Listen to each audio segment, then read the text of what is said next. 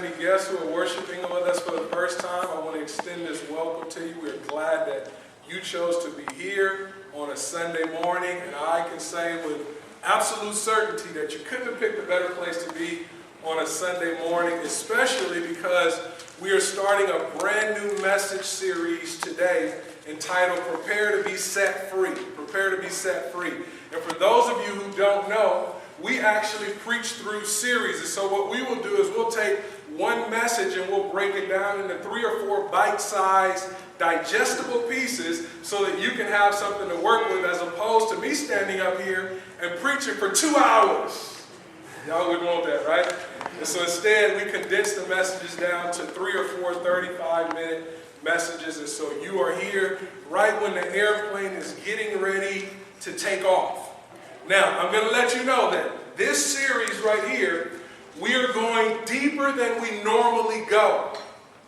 We normally don't go deep on Sundays, but we're going deeper than we normally go in this message series. But I have absolute confidence that you will be able to get it. And so what I'm going to do is I'm going to take a very rich, important, and complicated theological truth. See, that sounds deep right there, see? A very complicated, rich theological truth, and I'm going to break it down in a way where you understand it, all right? So let's get started. We're going to start with a question. We're going to start with a question. And the question is it possible to solve a problem when you don't know what's wrong to begin with? All right. Wow. Is it possible to solve a problem when you don't know what's wrong to begin with? This cell phone, I always talk about my cell phone because I'm pretty attached to this cell phone. I do everything on this cell phone. I have entire messages on this cell phone. I have goals and plans. I mean, this thing is extremely important to me, right? I mean, it's important. But this thing has been acting up lately. It's been acting up actually longer than lately. This thing has been acting up for some years now, right? It's been causing me problems, and my children say that I need a new phone. That's the first thing they say. I've had this phone for probably about 6 years, and I refuse to spend money on another phone when this one is working, so I'm trying to get all the life I can out of this phone right here. And I don't want to go into another contract with a carrier service. And so I'm trying to get all that I can out of this phone. But this thing keeps giving me problems. At first, the battery would die just like that. I mean, as soon as you took it off the charger, the battery would die. And so I went to my creativity Google. I went to Google and found out why the battery keeps draining so fast, and what Google said was, it's probably time to change the battery. And so I said, okay, change the battery. How do you do that? I don't see anything on this phone that, looks simple about changing the battery. And so I said, how do you change the battery on an iPhone? And they said, you probably should take it to someone that knows how to deal with an iPhone. And so I took it to somebody that knows how to deal with an iPhone. They changed the battery, and the battery stopped draining fast. But it didn't deal with the other problems that were associated with the phone. The phone kept cutting off, and the phone it was slow when I would try to go from one screen to the next. It would just do what it wanted to do. And sometimes I just wanted to throw this dang on phone. It was getting on my nerves because when I really wanted to see the text message, you guys know how it is when you're in a heated group chat and it's really getting good and you want to respond before they respond back, because if you respond after they respond back, it won't really make sense and it won't really have the same sizzle. So it started getting on my nerves. And so I didn't have to go to Google for this. I figured it out on my own, that the phone actually starts acting up when it's hot. Because I would feel it on my hands. I was like, damn, this thing is getting hot. It's getting real hot, and I have to change hands. And so I said, okay, what I can do is I can put it right there. I have this little thing that holds my cell phone, and it's right by the air conditioner vent. I said, I can put it right there by the air conditioner vent, and the air conditioner can keep the phone cool. And so that kind of worked with the phone a little bit, but it still didn't solve the problem of the phone cutting off. And so I'm left with a phone that I really don't know what the problem is. And that's like what many of you, I mean, it might not be your phone. It could be your car. You hear knocking in the engine and you don't know how to work on engines like me. And the only thing you can do is open up the hood and look and then call somebody because you don't know anything about cars. And it's the same thing with plumbing. Whatever it is that you're working on, it's impossible to solve a problem when you don't know what's wrong to begin with. So whether it's with a house, whether it's with cars, whether it's with your TV, whether it's with your computer, if you don't know what's wrong to begin with, it's absolutely impossible for you to solve that problem. But I have something even more complicated than this cell phone. You might not believe me. But what about the problem with you?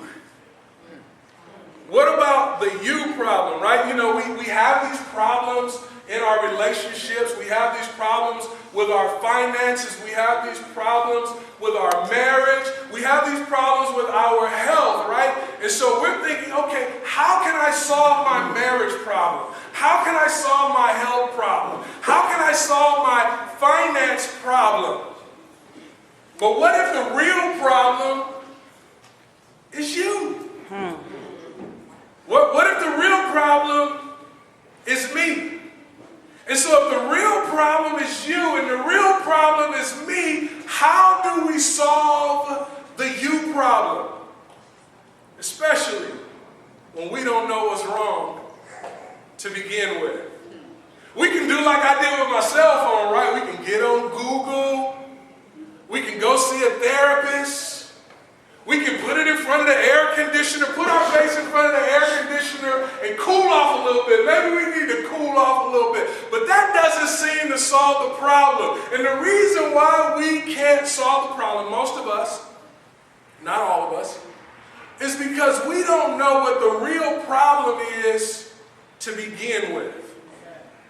We have a theory as to what the problem is, but we don't know what the real problem is to begin with. Now here's what's interesting.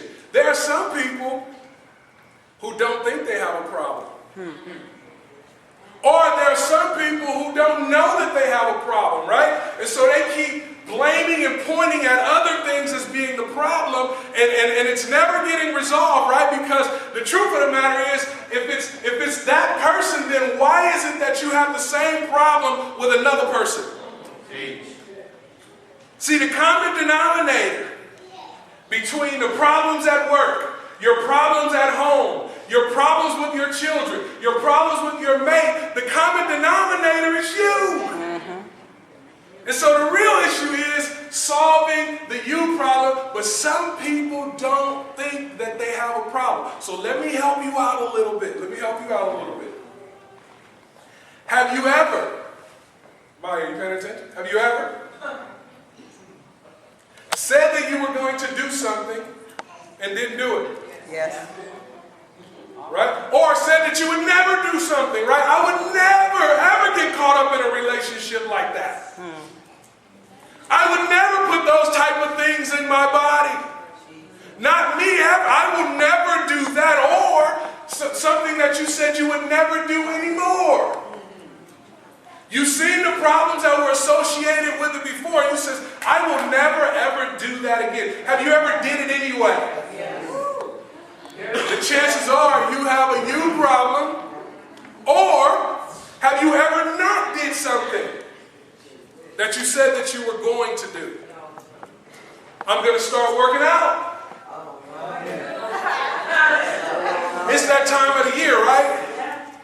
I'm telling you, the gym was packed at the beginning of January. It's starting to fizzle down now.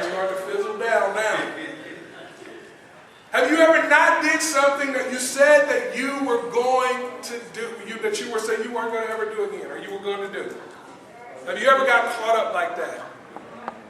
If you have, then chances are you have a you problem. And so again, it's impossible to solve a problem when you don't know what's wrong to begin with. And so solving the you problem what you know and what I know is not as easy as it sounds. All right. If solving the you problem was easy, then we wouldn't have so much crime in the neighborhood. We wouldn't have so much debt. We wouldn't have so much divorce. We wouldn't have so much relational conflict if solving the you problem was easy. Solving the you problem is not easy. But if we leave it unsolved, if we leave it unchecked, it can become costly. It can cost you very valuable relationships if you don't solve the you problem. It can cost you a lot of money if you don't solve the you problem. It can cost you a relationship with your child if you don't solve the you problem. It can cost you a relationship with your children, with your parents if you don't solve the you problem. And so solving the you problem is extremely important because many of us have missed opportunities, golden opportunities. Opportunities that will take us to the next level. We've missed those opportunities because of the you problem. And so solving the you problem is a big deal. Because if you solve the you problem, you solve the marriage problem, you solve the health problem, you solve the finance problem. And so it's important that we solve this problem. And so we're gonna take a look at a couple of chapters in the book of Romans. And the person that wrote Romans, I know everybody that comes to church is not completely sold on the Bible. I get that. I used to come to church and I was not completely sold on the Bible. I started to question whether or not the Bible was relevant for today. And if that's you, that's fine. Just track with me because here's the thing. If you've been trying to solve the you problem and you have not been successful at doing so, you should be at least open to some other advice. You should be open to something different, something that you've never tried or experienced before. And so we're going to take a look at a letter that the Apostle Paul wrote to a church in Rome. And here's why you need to listen to the Apostle Paul. The Apostle Paul, the word apostle itself, means that he was a messenger, he was a sent one. In order to be an apostle in this regard, you would have had to have seen the risen Savior. And so we hear people throwing that word apostle around real loosely today, right? But to be an apostle in this sense, you would have had to seen the risen Savior. And the Apostle Paul had an encounter with the risen Savior on the road to Damascus. And so he was an apostle in the truest sense. But here's the other reason why you should believe the Apostle Paul. The Apostle Paul was actually on the other side of Christianity. And so he had every opportunity to say that this thing is fake. He was actually one who persecuted the church. He was dragging Christians off to be killed. And so the fact that he converted to the faith that he once persecuted, that shows that you need to listen to him about that particular faith. And then the last reason why we need to listen to the Apostle Paul is because he solved the you problem. All right. He solved the you problem. The problem that many people are trying to figure out, the Apostle Paul solved it. And so he can identify, because of the fact that he used to be one who was not a Christian, but then became a Christian, he can actually identify with non-Christians and Christians. And so the Apostle Paul talks about a dilemma, that dilemma that I introduced earlier. He has a dilemma. He talks about the dilemma. Paul's dilemma that he talks about is your dilemma, and it's also my dilemma. And here is his dilemma, and here is your dilemma. I do not do what I'm supposed to do. That's the dilemma. I do not do what I'm supposed to do, even though I do not do what I'm supposed to do, even though I know. I do not do what I'm supposed to do, even though I know I'm supposed to do it. You see that? Forget about the Bible standards. Even if you don't even if you don't ascribe to a set of biblical standards, let's forget about that for a moment. You don't even do what you know that you ought to do. You don't even live up to your own standards. And so here's what Paul is going to do. He's going to give us a diagnosis, and he's also going to give us a solution to the you problem. And you may not agree with his diagnosis. You may not agree with his solution. But I guarantee you can wrap your mind, or you can at least relate to his description of the you problem. Let's look at it. Romans chapter 7, verses 15 through 16. Paul says this. He says, I do not understand what I do. I do not understand what I do. For what I want to do, I do not do. But what I hate, I do. And if I do what I do not want to do, I agree that the law is good. In other words, what Paul is saying is, if I'm saying that I don't want to do it and I'm doing it anyway, I'm actually agreeing with the law that it's good. And so what Paul is saying is that I'm not doing bad things because I don't think that they're bad things. I don't know why I'm doing bad things. I know that they're bad things. But I keep on doing it anyway. Verse 18, for I know that good itself does not dwell in me. That is in my sinful nature. Look at this. For I have the desire to do what is good, but I cannot carry it out. Don't raise your hand. For I do not do the good I want to do, but the evil I do not want to do, this I keep on doing.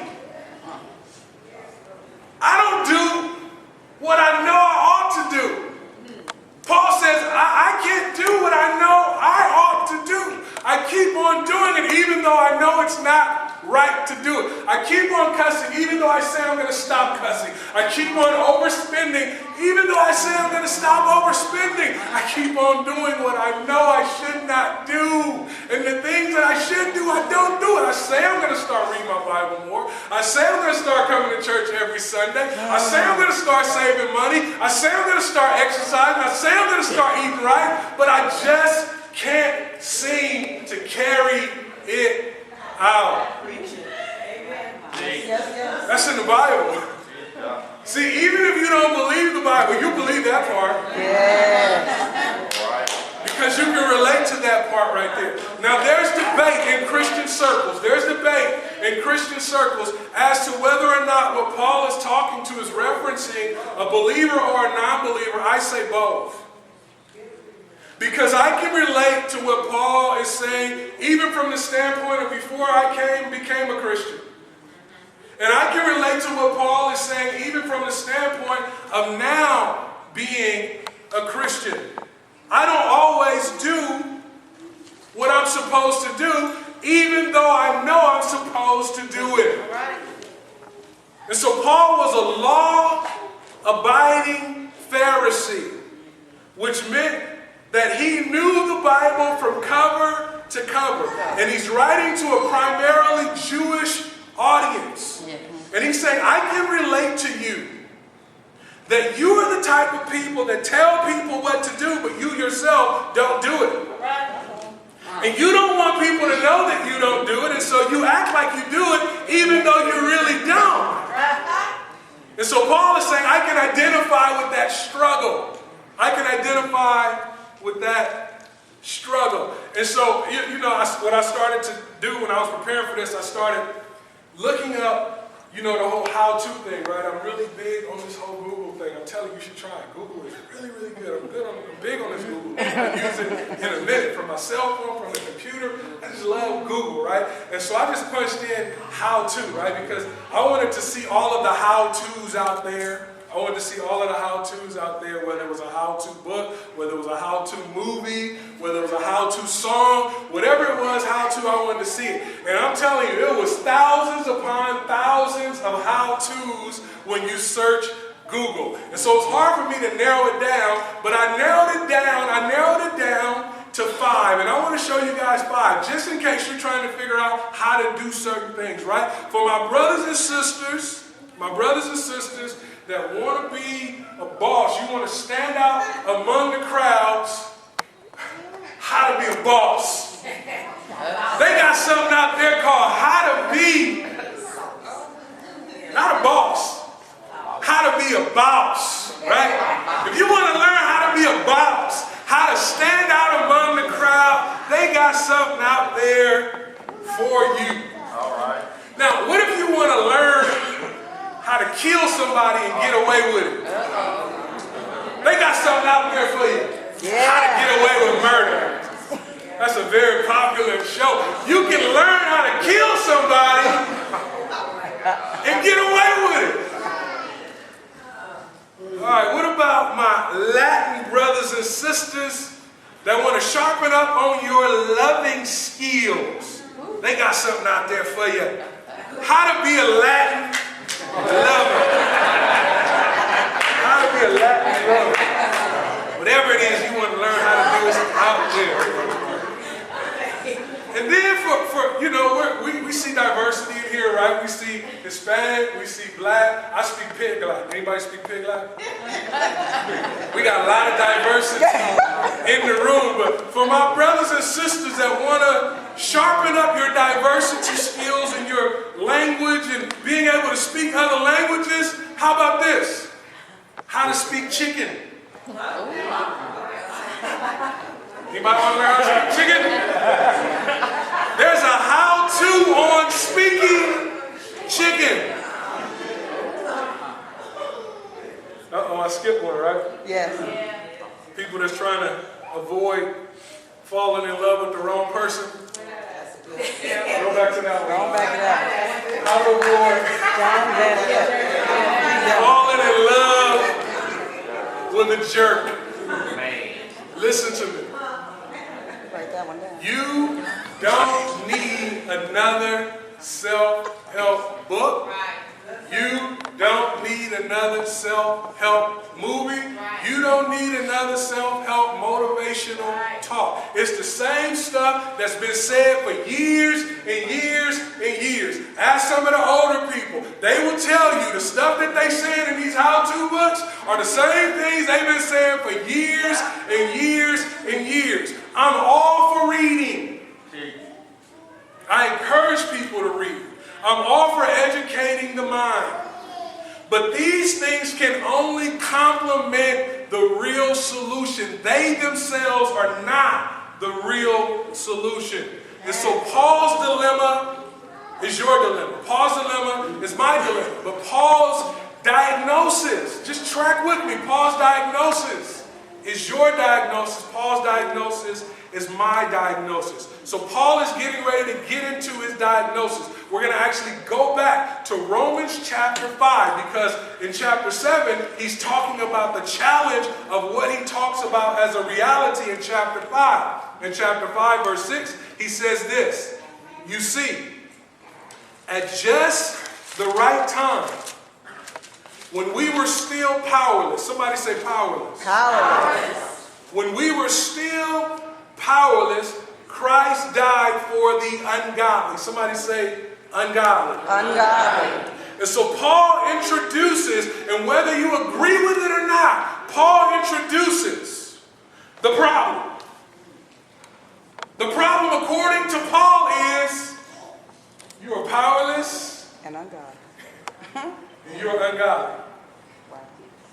I'm not just saying you. Paul says, all right, Pastor Fitz, I'm powerless and I'm ungodly.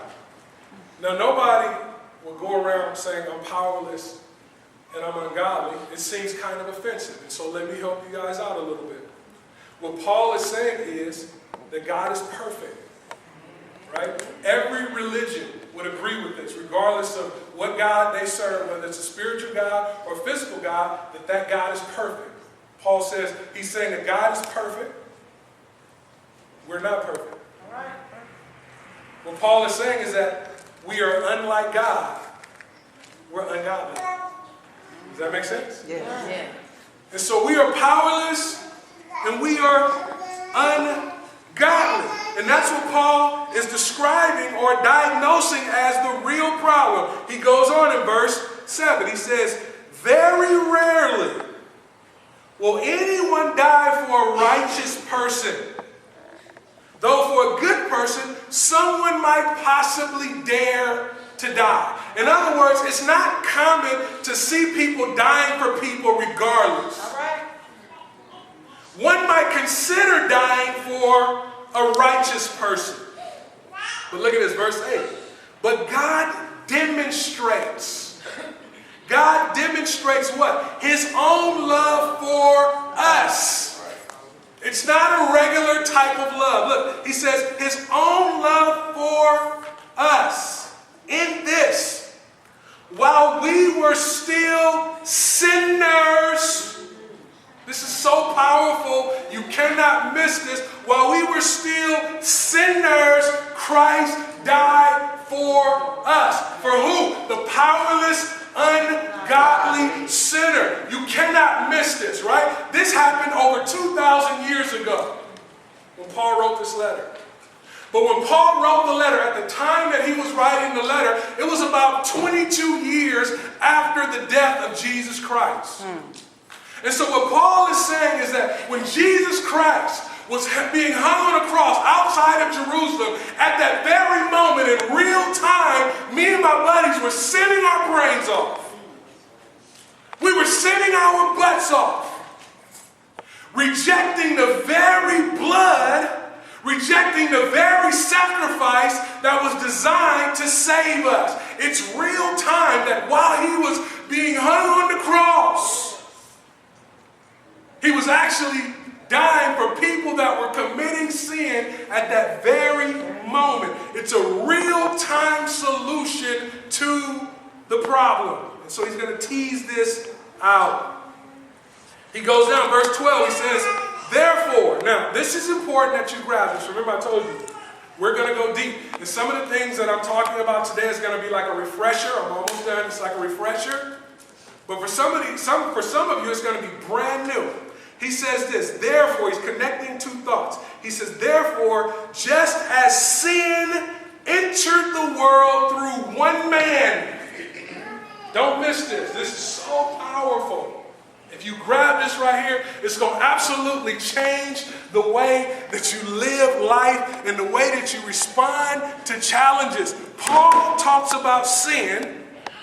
I knew that was going to happen. He talks about sin, look, he talks about sin as a noun, not a verb. See, the problem for most of us, and the reason why we're not able to solve the problem, is we're focused on the verb. All right. I keep sinning. I keep sinning. Why do I keep doing that? Why can't I stop doing that, right? We're focused on the verb. Paul introduces sin. And he says at once upon a time there was no sin, no such thing as sin. And then sin sort of comes on the scene like a disease. Right. You see that? And he talks about sin as a noun and not a verb. This thing. He says once upon a time there was no such thing as sin. He talks about sin as a noun and not a verb. And then he goes on to say, keep it there, just as sin, go back, just as sin entered the world through one man, right? And so sin came into the world through this one man, Adam. Are you guys with me? And because sin just don't want to act right. You see that? So lay that down, see? See how sin is? It never wants to cooperate. Sin came into the world through, say it with me, one man. Now, we Christians, we Bible-believing people, believe that Adam was the first man ever created. And because he was the first man ever created, his characteristics was passed down through his genes. I was looking in the mirror this morning and as I was getting dressed, and I said, wow, I look just like Mitchell. I look just like my daddy. But I act just like my daddy. The good things that my daddy do, I do them. And the bad things that my daddy do, I do them. I inherited my father's DNA. And so that's why I keep on doing what I say I'm not going to do, even though I know I don't need to do it or I shouldn't do it. Because of what's in me that was passed down from my father. And so, in one sense, because Adam was the first person ever created, the Bible says all of us are in Adam. So I'm going to start with me and my family. That's me, DeAntoine, Pastor Fitz. I'm in Adam. Lori, in Adam. Lil Twan, in Adam, in sin. He's a sinner. He's in Adam. Maya, we're going to wait. That's my sweetheart. I don't even want to think that she's in sin. I don't want to think about my daughter like that. I'm sorry. We're gonna hold her to the side for a minute. Toya, she's in Adam. Reggie's in Adam. My brother in Adam. My sister in Adam. Mother Teresa in Adam. Malik in Adam. Billy Graham in Adam, your family, sinners in Alan, the whole world is in Adam. Okay, all right. Maya, you are in Adam too. And so because we are in Adam, we are in sin. In a sense, this is what Paul is saying. What Paul is saying is that when Adam sinned, it was as if we all sinned. And the moment that Adam sinned, sin entered the world like a disease. And look, he says, and death through sin. And so what Paul is saying is that on the heels of sin, there's death. And you know this personally. Sometimes the death doesn't come right after the sin. Mm-hmm. But you've seen the death that sin can cause in a marriage. You've seen the death that sin can cause with finances. You've seen the death that sin can cause with your health.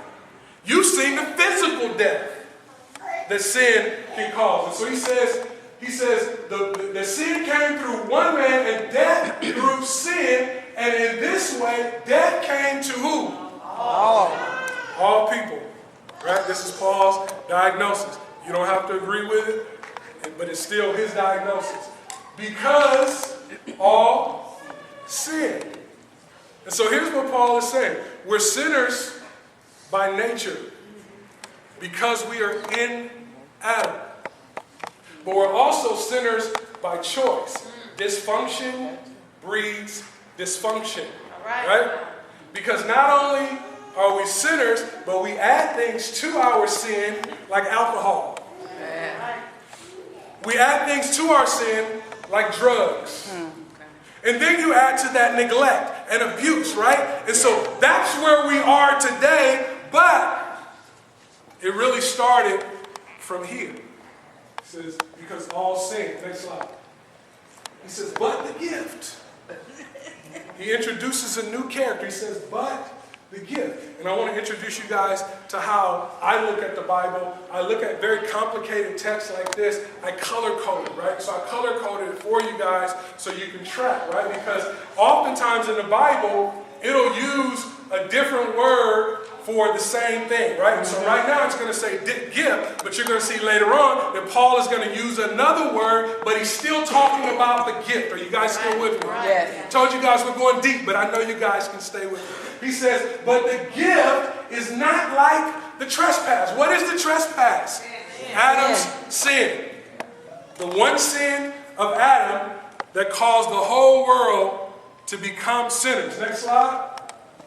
He says, for if the many died by the trespass of the one man, and notice that one man is red here, but we're going to see that the one man is going to change colors in a minute. He says, for if the many died by the trespass of the one man, that's Adam, how much more did God's grace, look what color God's grace is. Yes. Look above that, you see gift. Right. Same color, right? The gift is God's grace. Are you guys still with me? Yes. And the gift that came by the grace of the one man.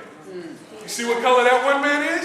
Yes. Are you guys still with me? Yes. The one man, who is the one man? Jesus Christ. Overflow to the many. And so Paul introduces our next character. The next character that Paul introduces is Jesus Christ, right?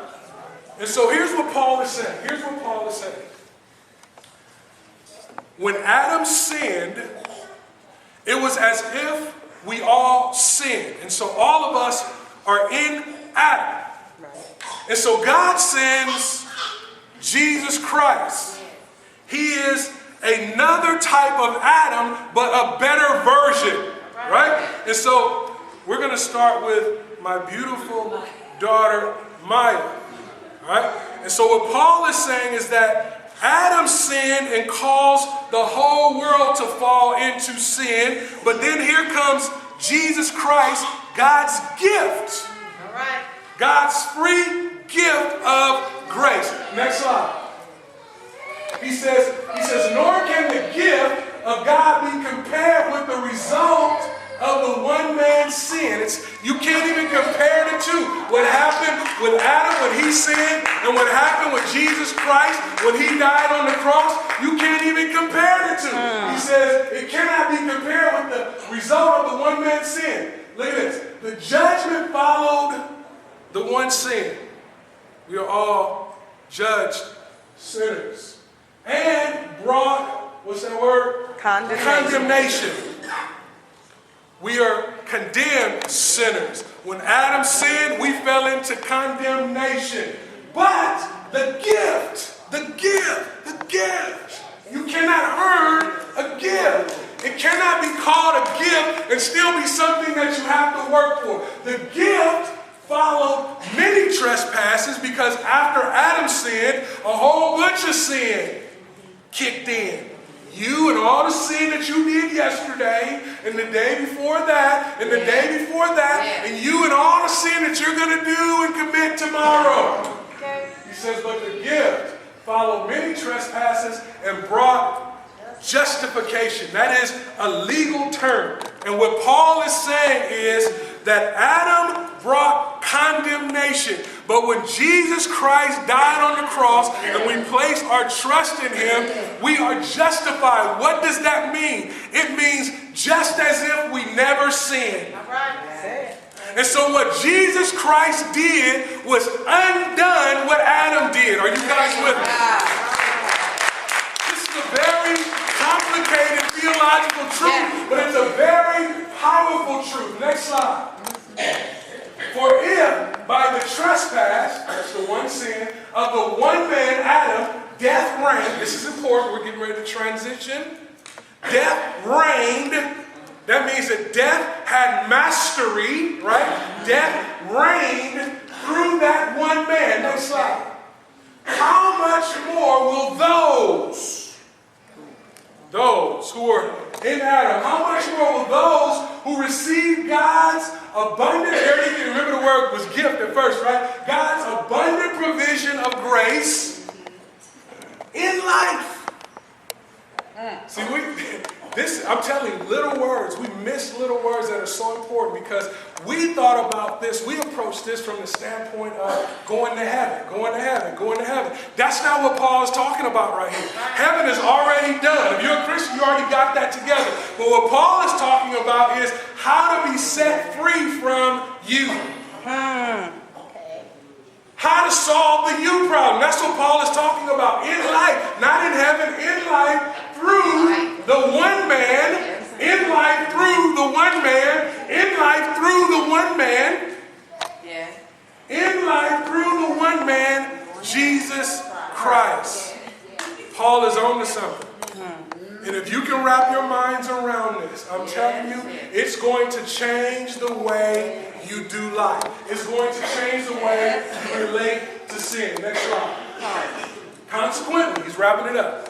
Consequently, just as one trespass resulted in condemnation for all people, why?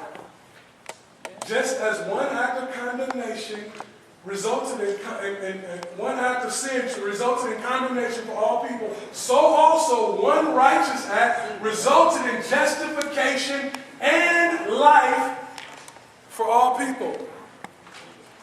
And so all of us have an opportunity to be in Jesus.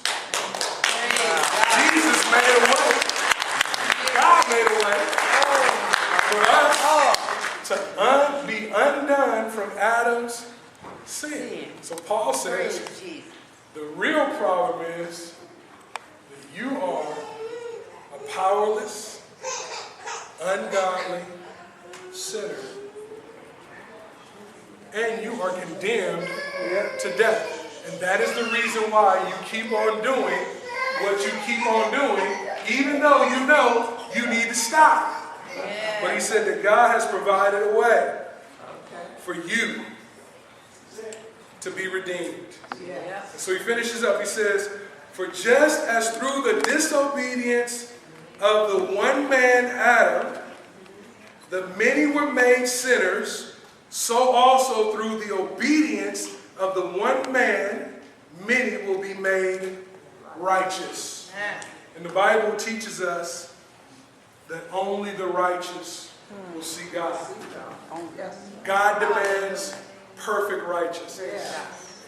None of us are perfect because we are ungodly sinners. We are unlike God. God is perfect, we're not. And so we are ungodly sinners. Let's hold up on that just for a minute. Now, I want to extend an invitation because I know that some people have never heard anything like this before. Right? And you can relate to what Paul was talking about when he said, I keep on doing what I know I should not do. You can relate to that. If you can relate to that, are you at least open to his diagnosis?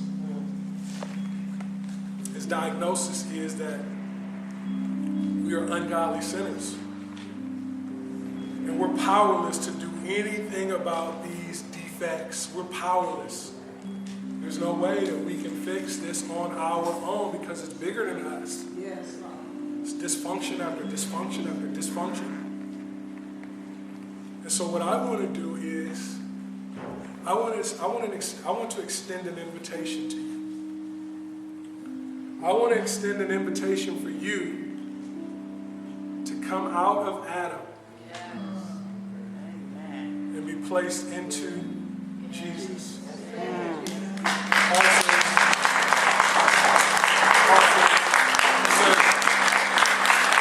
This is the only solution. Paul says this is the only solution. If you want to keep trying harder, you can keep trying harder. But Paul says you're going to continue to fall short. God knows that you're going to continue to fall short. And so what I want to do is I want to extend an invitation. If you're here today and you can relate to what Paul said, and you're willing to acknowledge that you are an ungodly sinner, that you're powerless and you're not like God. If you can relate to that, I want everybody to stand. I want you to come down, and I want you to give your life to Jesus. You have to give your